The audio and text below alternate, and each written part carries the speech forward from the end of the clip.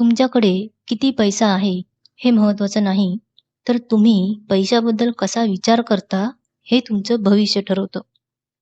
मित्रांनो, आज आपण एका अशा पुस्तकाबद्दल बोलणार आहोत, ज्याने लाखो लोकांचा पैशाकडे पाहण्याचा दृष्टिकोन बदलला आहे.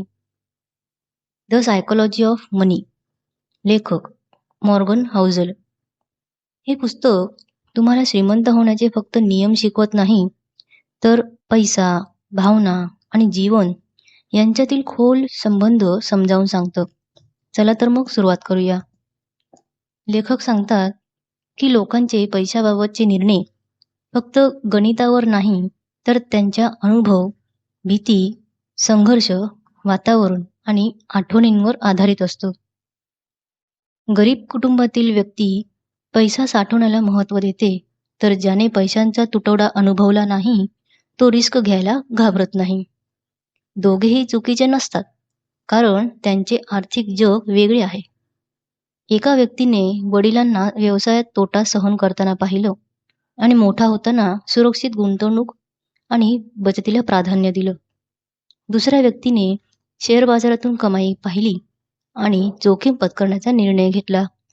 दोघांचे निर्णय त्यांच्या अनुभवांवर आधारित योग्य आहेत. आपण विचारतो, हा माणूस पैशाबद्दल का विचित्र निर्णय घेतो? पण लेखक म्हणतात की आपण त्याच्या संपूर्ण आयुष्यातल्या परिस्थिती, भीती आणि नुकसानीचा विचार केलेला नसतो. एकासाठी असलेली योग्य स्ट्रॅटेजी दुसऱ्यासाठी धोकादायक असू शकते, कारण प्रत्येकाचे इन्कम, जबाबदाऱ्या, भीती, स्वप्न आणि अनुभव वेगळे असतात. त्यामुळे दुसऱ्यांच्या आर्थिक निर्णयांवर टीका करू नका. लेखक सांगतात की तुम्ही कोणत्या काळात जन्माला आलात यावर सुद्धा तुमचे आर्थिक विचार अवलंबून असतात. ज्यांनी रिसेशन पाहिलं आहे ते पैसे साठवतात. ज्यांनी बूमिंग इकॉनॉमी पाहिली आहे ते ॲग्रेसिव्हली इन्व्हेस्ट करतात. म्हणून प्रत्येक पिढीचं पैशाकडे पाहण्याचा दृष्टिकोन वेगळा असतो. लेखक एक सत्य सांगतात, जीवनात आणि पैशांमध्ये सर्व काही तुमच्या नियंत्रणात नसतं. मेहनत न करता काहींना यश मिळतं, तर काहींना प्रचंड मेहनत करूनही अपयश मिळतं. यालाच लक अँड रिस्क म्हणतात.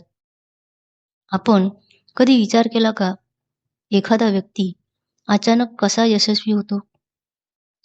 मेहनत महत्त्वाची आहे, पण योग्य वेळ, बाजार आणि संधी आवश्यक आहेत. रिस्क कधी मोठ्या आवाजात येत नाही. तो कधीही एका निर्णय किंवा अपघाताने काम करतो. लेखक सांगतात, कोणालाही यशातून जज करू नका. आपले भविष्य नियंत्रित करताना अहंकार कमी ठेवा, नम्रपणा ठेवा आणि यश मिळाल्यावरही पाय जमिनीवर ठेवा. लेखक म्हणतात, यशस्वी असल्यास स्वतःला देव समजू नका आणि अपयशी असल्यास स्वतःचा तिरस्कार करू नका. कारण जीवनात लक आणि रिस्क दोन्ही सतत काम करत असतात. लेखक सांगतात, आपण कितीही कमावलं, कितीही यश मिळवलं, तरी मनात मात्र नेहमीच एक आवाज रेंगाळत राहतो, फक्त आणखी थोडे. आणि हाच तो आवाज आहे जो अनेकदा आपल्याला शांततापूर्ण आयुष्यापासून अस्थिरतेकडे घेऊन जातो. काही लोकांकडे कमी पैसा असतो, पण मन शांत असतं, कारण त्यांना माहीत असतं, माझ्याकडे जे आहे ते पुरेसं आहे. कारण कमी ताण, कमी तुलना, जास्त शांतता, जास्त फ्रीडम हेच खरं वेल्थ असू शकतं. लेखक सांगतात, ज्याला योग्य वेळी इनफ म्हणता येतं, तोच आयुष्यात खरा श्रीमंत असतो, कारण तो स्वतःला हरवत नाही. लोभ त्याच्यावर नियंत्रण ठेवत नाही आणि पैसा त्याच्या आयुष्याचा मालक बनत नाही. लेखकाचे निरीक्षण आहे की लोकांना कंपाऊंडिंग समजले आहे, परंतु त्याची खरी ताकद बहुतेकांना समजत नाही. कारण सुरुवातीला ही प्रक्रिया संथ गतीने होते, ज्यामुळे अनेक जण माघार घेतात. तुम्ही दररोज थोडी बचत करता. सुरुवातीला फरक जाणवत नाही, पण वर्षानंतर ती बचत प्रचंड संपत्तीमध्ये बदलते. हीच कंपाऊंडिंगची जादू आहे. म्हणजे केलेली छोटी बचत, त्यात ठेवलेले सातत्य, त्यासाठी दिलेला वेळ आणि मिळणारा असाधारण परिणाम. कंपाऊंडिंगचा सर्वात कठीण भाग म्हणजे त्याचे महत्त्वपूर्ण परिणाम खूप उशिरा दिसून येतात.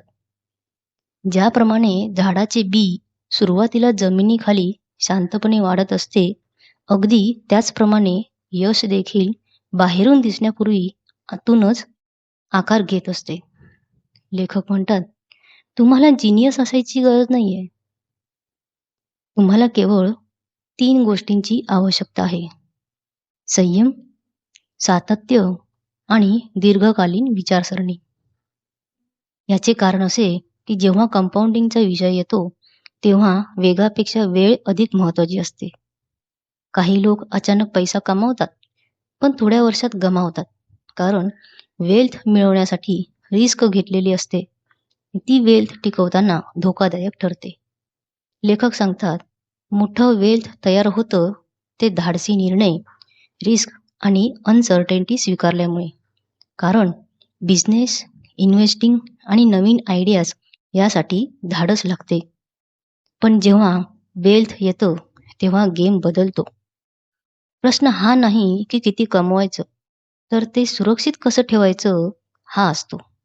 अनेक लोक ॲग्रेसिव्ह माइंडसेट सोडत नाहीत, त्यामुळे रिस्क घेतात, ग्रीडमध्ये अडकतात, पेशन्स गमावतात आणि चुकीच्या निर्णयाने सर्व काही गमावतात. लेखक सांगतात, आर्थिक यशाचे सर्वात मोठे रहस्य म्हणजे टिकून राहणे. जर तुम्ही या खेळात टिकून राहिलात, तर कंपाऊंडिंगची शक्ती आपली जादू दाखवते. परंतु जर एका मोठ्या चुकीमुळे तुम्हाला बाहेर पडावे लागले, तर सर्व काही संपले. अनेक लोक लोभामुळे आपली संपत्ती गमावतात. कधी कधी केवळ सुरक्षित मार्ग अवलंबणे हेच हुशारीचं ठरू शकते. संपत्ती जपण्यासाठी ह्युमिलिटी आणि अनसर्टेनिटीचा आदर या दोन्ही गोष्टींची आवश्यकता असते. ओव्हर कॉन्फिडन्स हा संपत्तीचा शत्रू आहे. असे काही लोक आहेत ज्यांच्याकडे मर्यादित संपत्ती असूनही मनशांती असते, तर काही जण करोडोंची संपत्ती असूनही चिंतेने ग्रासलेले असतात. खरी संपत्ती तीच जी तुम्हाला रात्री शांत झोपू देते. जीवनात इन्व्हेस्टिंग आणि बिझनेसमध्ये हरण्याची शक्यता असते, पण काही निर्णय तुम्हाला मोठे यश देऊ शकतात, ज्याने तुमचं आयुष्य बदलू शकतं. लेखक याला टेल्स यू विन म्हणतात. आपण मानतो यशस्वी लोक कधीच फेल होत नाहीत, पण वास्तवात अनेक सक्सेसफुल इन्व्हेस्टर्स, एंटरप्रेन्युअर्स आणि क्रिएटर्सच्या चुका असतात. त्यांच्या थोड्या यशस्वी निर्णयांनी बाकीच्या चुका इनसिग्निफिकंट केल्या. लोक फेल्युअर्समुळे स्वतःला जज करतात, ज्यामुळे कॉन्फिडन्स कमी होतो आणि स्वतःवर डाऊट येतो. पण लेखक म्हणतात की काही फेल्युअर्स नॉर्मल असतात, कारण मोठा सक्सेस अनेक छोट्या फेल्युअर्समधून येतो. जर तुम्ही फेल्युअर नंतर गेम सोडला, तर मोठ्या सक्सेसच्या संधी गमावाल. म्हणून कन्सिस्टन्सी, पेशन्स आणि गेममध्ये टिकणे महत्त्वाचे आहे. लेखक सांगतात, सक्सेसफुल लोक फेल्युअर्स व मिस्टेक्समधून शिकून गेममध्ये टिकून राहतात. कारण त्यांना माहीत असतं, one extra ordinary result can change everything.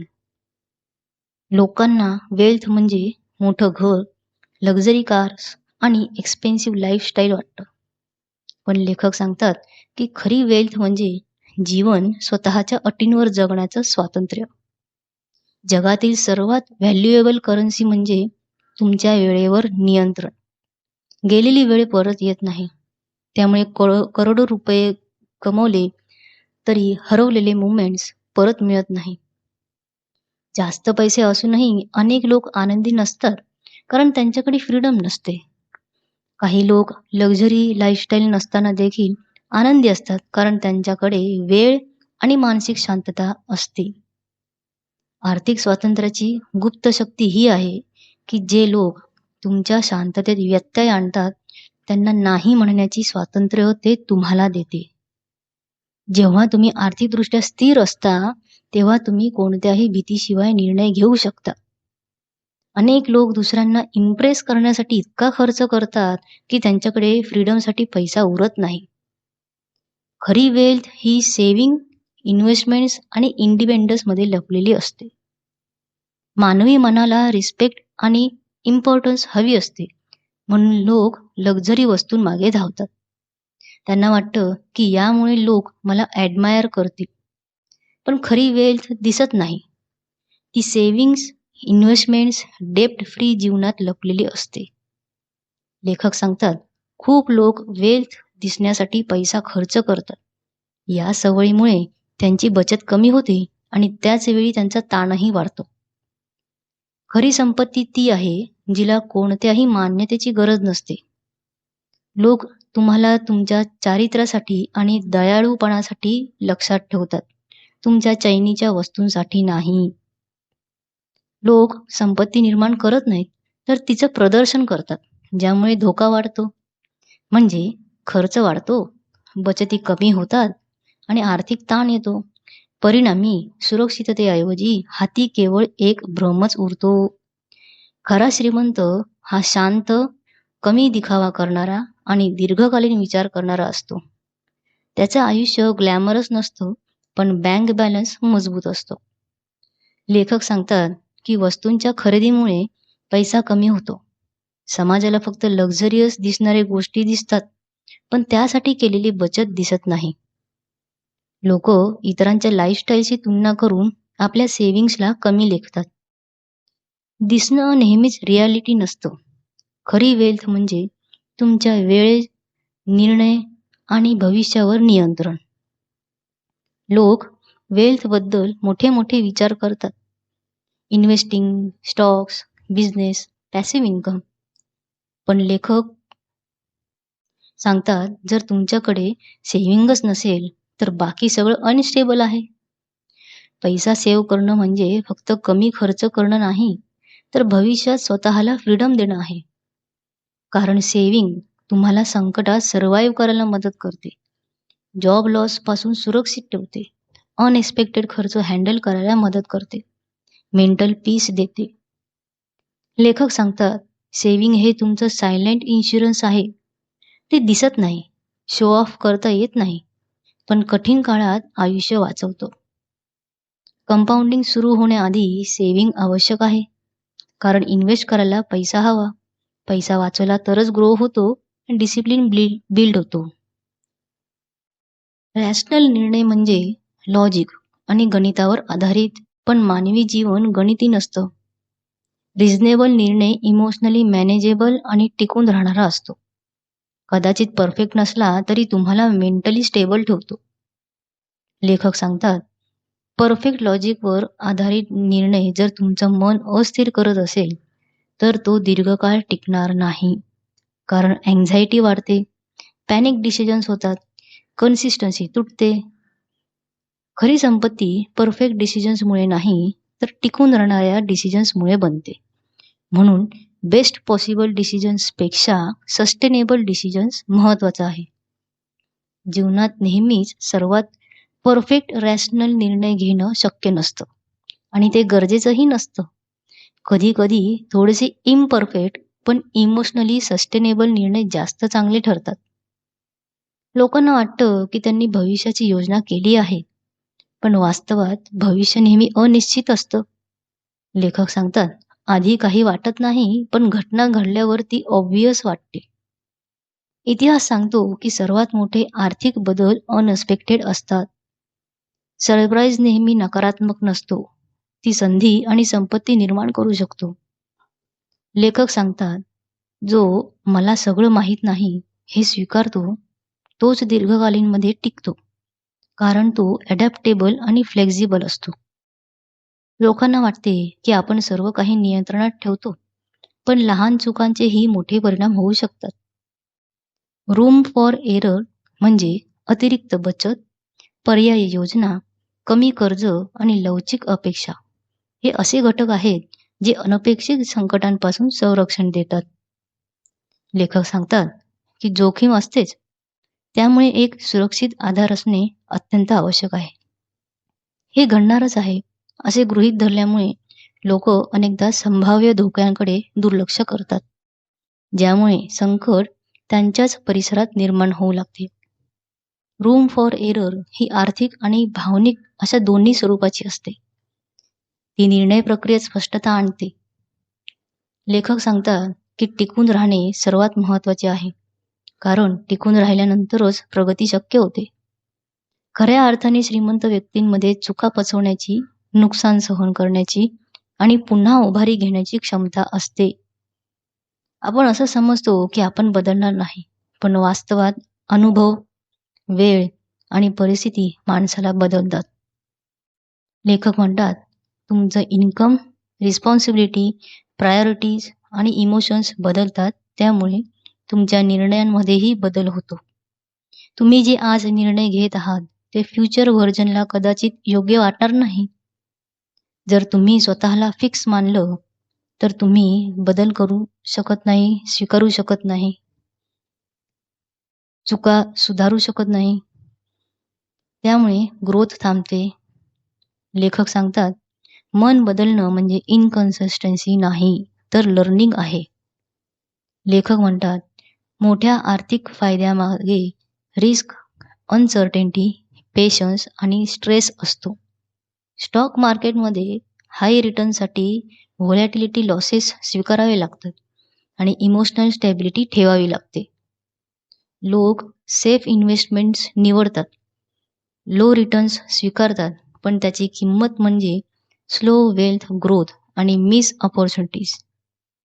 लेखक सांगतात, संपत्ती फुकटात मिळत नाही, त्यासाठी वेळ, संयम, चुका आणि भावनिक वेदनांची आवश्यकता असते. लोकांना वाटते की पैसा सहज मिळतो, पण सत्य हे आहे की मोठ्या लाभांसाठी मोठी किंमत मोजावी लागते. लेखक सांगतात, शहाणपण म्हणजे फ्री बेनिफिट्स शोधणं नाही, तर हिडन कॉस्ट समजून निर्णय घेणं. लोक सतत तुलना करतात, पण लेखक सांगतात की आपण वेगवेगळ्या वर्ल्ड्समध्ये जगतो. एकाच इन्व्हेस्टमेंट बाबत एकाला ते सेफ वाटते, दुसऱ्याला रिस्की, कारण प्रत्येकाची इन्कम, बॅकग्राऊंड, गोल्स आणि फिअर लेवल वेगळं आहे. तुलनेमुळे इमोशनल डॅमेज होतो. लोक स्वतःला कमी समजतात आणि चुकीचे निर्णय घेतात. फायनान्स हे युनिव्हर्सल फॉर्म्युला नाही, तर पर्सनल सायकॉलॉजी आहे. जे एका व्यक्तीसाठी उत्तम आहे, ते दुसऱ्याला डिझास्टर असू शकते. दुसऱ्याच्या फायनान्शियल निर्णयांना समजण्यासाठी त्याची परिस्थिती आणि कॉन्टेक्स्ट समजून घ्या. लेखक सांगतात की इतिहासात प्रगती नेहमी हळू आणि शांत असते, तर संकटे लाऊड आणि ड्रॅमॅटिक असतात. त्यामुळे लोकांना जग वाईट चालले आहे असे वाटते, परंतु वास्तवात जग सुधारत आहे. मीडिया भीती वाढवते आणि नकारात्मकता दाखवते. लोकांना तंत्रज्ञान, औषध आणि जीवनमानात सुधारणा होत असल्याचे लक्षात येत नाही. त्यामुळे ते निराश होतात, गुंतवणूक थांबवतात आणि विकास चुकवतात. भूतकाळात संकटे होती, पण दीर्घकालीन मानवी प्रगती झाली आहे. लोक फॅक्ट्स वरून नाही, तर भावना, आशा, भीती यांच्या आधारावर विश्वास तयार करतात. भीती आणि लोभामुळे चुकीचे निर्णय घेतले जातात. लेखक सांगतात, लोकांना चार्ट्स आणि लॉजिकपेक्षा इमोशनल स्टोरीज आवडतात, ज्यामुळे ते ओव्हर इन्व्हेस्ट आणि रिस्की निर्णय घेतात. त्यांना सर्टेनिटी हवी असते, त्यामुळे ते स्ट्रॉंग स्टोरी पटकन स्वीकारतात. लोकांना वाटते की गुंतवणुकीसाठी एखादा परफेक्ट फॉर्म्युला आहे, पण वास्तविकता ही आहे की पैशांचे जग गुंतागुंतीचे आहे.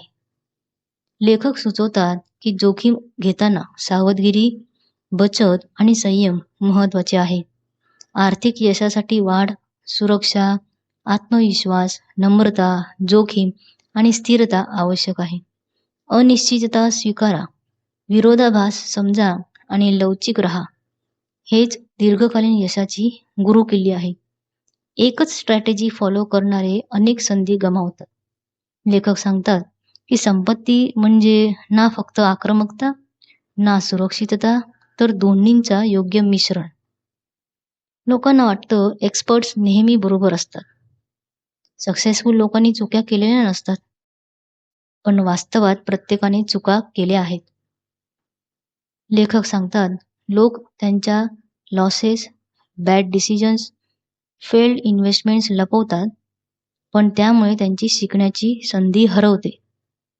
चुका होणं हे सामान्य आहे, अनअवॉइडेबल आहे, युनिव्हर्सल आहे, पण त्या मान्य करणं म्हणजे कमजोरी नाही, तर क्लॅरिटी, ग्रोथ, विजडम आहे.